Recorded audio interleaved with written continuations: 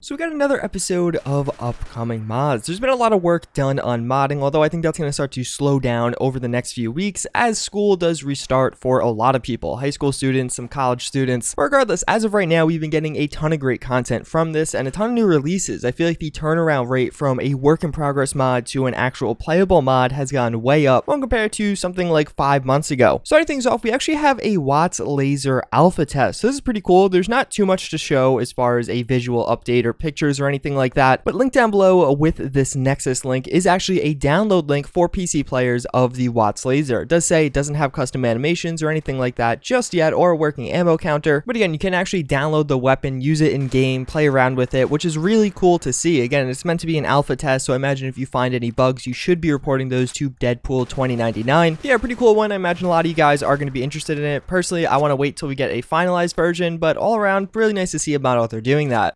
So yeah, a pretty interesting one. This is going to be called the AK-74U. More or less what this is going to be is an update to the AK-74M, a really popular mod, one that I'm sure we all have played at some point. Arguably one of the best options as far as AK mods go for Fallout 4. Regardless, what we have here is a few changes. As you can see by this image, we do have kind of a side view of the weapon. It definitely seems like it's going to be a bit shorter, as is the 74U variant. It's more of kind of an SMG rather than an assault rifle. But it does mention that there's going to be totally new handguards, a stock, a mag mod, as well as some new textures for that magazine, and then the actual model and textures of the AK-74U. I'm not really sure if this is going to be a separate weapon as we have seen with like the VSS, or if this is going to be something that you can modify your existing AK-74M into. Either way, it's looking really promising. This is without a doubt one of the best mod authors and really just, I guess, mod teams out there. The weapons they produce are in a whole nother level when compared to some other ones out there right now. And I do want to just touch on, I really like that they are going back and updating a lot of their mods. I know they did this with a few other weapons, and I think it's just a good thing to see. It's not something that people do enough. There isn't always a need for recreating or building mods from the ground up. Every once in a while, I think it's really nice to have a nice high quality repolish of some older mods that are still really good. They have a really great framework, but maybe they became outdated as things progressed forward. Regardless, a very cool and promising one, and he does say in this the update is 100% ready. At the time of recording this, it is not out yet, but I would definitely check. I imagine it'll come out in the next few days.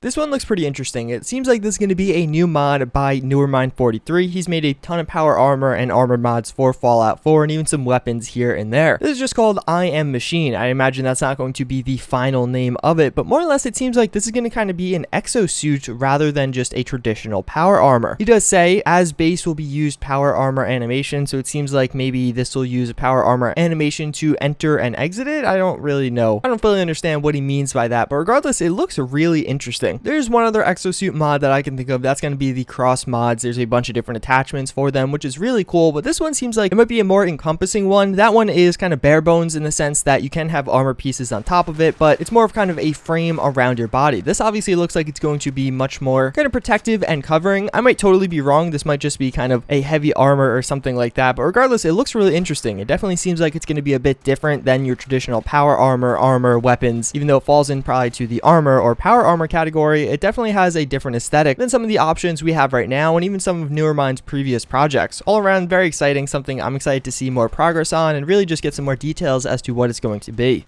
So we have some updates to the Submersible PA Redux, or more specifically the big sister armor in that larger mod. These are looking really cool. Basically, we have a few different things here. First and foremost, the most obvious is going to be that hood. You can now have a hood over the porthole or really just helmet involved with the armor. But even beyond that, which I think is pretty cool, is we actually have some different porthole colors. So you could change the illumination of the suit now. Previously, they had a really nice red vibe, but it was a very bright red vibe. If you saw someone running with this armor, like your companion, you knew they were coming because they were like glowing. Now, it seems like you're going to be able to change that color, so if you really like that effect, you can have that, but in addition, it seems like you could turn it down or turn it off entirely. That was one of my kind of minor complaints with this armor. It was a very bright and loud armor. It seems like now with this hood and different color combinations that we will have available, you can definitely tone it down a lot, make it feel more thematically appropriate for Fallout 4, and personally, I really like the look of this. This is definitely something I would modify with my armor. I really love the look of the hood. I like how it kind of has a almost Book of Eli feel, like a strong silent type or something like that. All around, a really cool and promising update. The Sovereign Walrus has been well known to update his mods pretty regularly, which I again really like to see, as I did mention before, and this one's definitely looking promising.